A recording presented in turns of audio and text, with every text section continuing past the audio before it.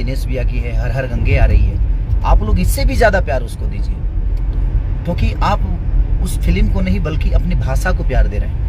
और मेरा शुभकामना है सारी फिल्मों के, जो भी भाई मेरे कर रहे हैं, जिनकी रिलीज होने वाली है, मैं सबको तहे दिल से शुक्रिया अदा करना चाहता हूं कि आप सब सिनेमाओं को ऐसे ही प्यार दीजिए। हाँ, जो उस लायक हैं उसको दीजिए, और उसके बारे में जितना बोल सकते हैं अपने फैमिली।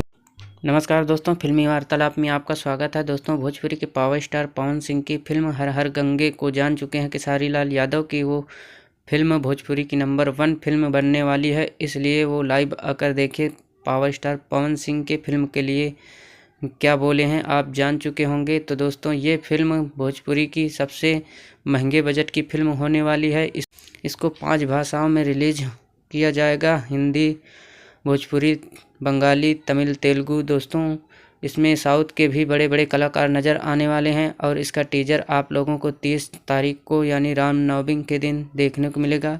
तो दोस्तों, आपको ये पोस्टर कैसा लगा पावर स्टार पवन सिंह का, नीचे कमेंट करके ज़रूर बताइए। और जानकारी अच्छी लगी हो तो चैनल को सब्सक्राइब कर लें, वीडियो को लाइक कर दें। जय हिंद, धन्यवाद।